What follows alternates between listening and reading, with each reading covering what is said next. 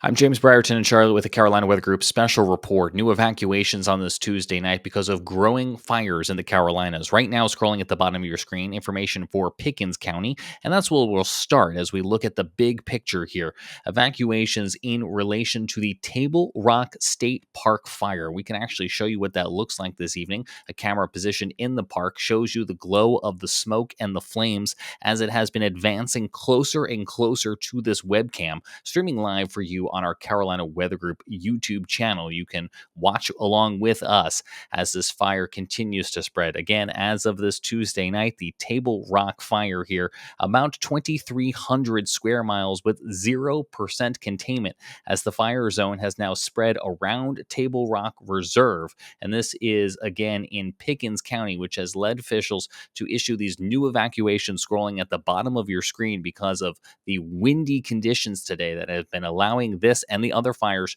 to grow and to spread. Now, just down the road from this one, if we were to continue here along Highway 11, that will take us closer to Caesars Head State Park. And although the distance is very small, this actually does now move us from Pickens County, South Carolina, into Greenville County, South Carolina. Those evacuations now scrolling at the bottom of your screen.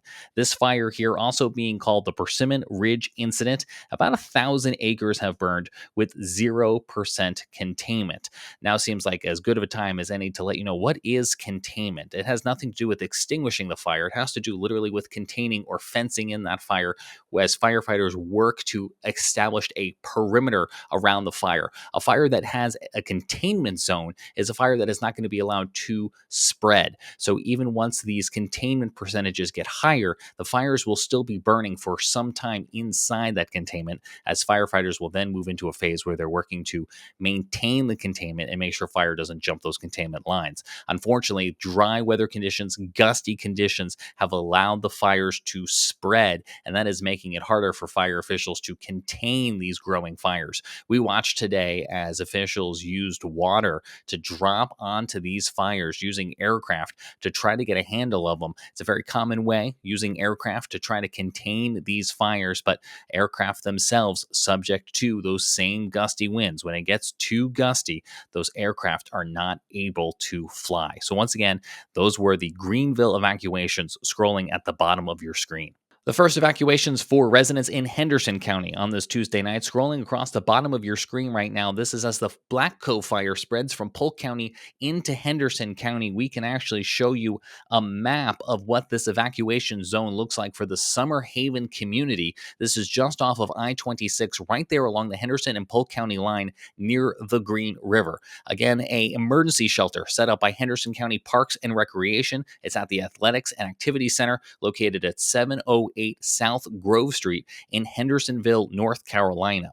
That shelter, in addition to one that has been open in the city of Columbus in Polk County for several days now, because of these three fires: the Black Cove fire, now over 3,000 acres, the neighboring Deep Woods fire, nearing 3,000 acres, and the Fish Hook fire, just shy of 200 acres. That's the only one of any of the fires we've talked to so far that has any containment. The Fish Hook fire, 72% containment. Let's show you a map for all of these fires here in Polk County. These are the state's largest wildfires on this Tuesday night, and they again stretch now from Henderson County right here along I-26 back into Polk County. This is the Black Cove fire, this is the Deep Woods fire, and this one up here is the Fish Hook fire that is along Lake Adger. We did learn that one firefighter was injured Tuesday when a tree fell on this firefighter. They were rescued by a group called the Kill Devil 60, one of the many agencies that have come in to assist the ongoing firefighting effort. That firefighter was airlifted to an area hospital for treatment of their injuries. Officials in North Carolina have published this interactive map for the ongoing fires in Polk and Henderson County. It allows residents to get ready and know if their area could soon be evacuated. It's using a ready, set, go mentality. And the areas seen here on this Tuesday night in green are the residents who should start planning for a possible evacuation over the coming hours. Those in the yellow area should know that an evacuation warning is imminent, highly probable, as these fires continue to spread. The areas in red, those are areas where residents need to evacuate immediately. You can find a link to this on our social media platforms. The extreme fire danger continues Wednesday. Dry weather conditions with low humidity allows static electricity to form very easily. It allows vegetation, which is still dry and dormant, to ignite very easily. Combine that with the gusty winds, and those flames can be spread very easily. We have burn bans still in effect for all of North Carolina and all of South Carolina. No burning of leaves, no backyard campfires, no burning until we're able to turn the corner from this fire danger. We'll be back on Wednesday night for our weekly weather podcast. The Carolina Weather Group streams live on YouTube at 9 p.m. Eastern Time and available the next day on your favorite audio podcast app. For now, from Charlotte, I'm James Brierton with this Carolina Weather Group special report.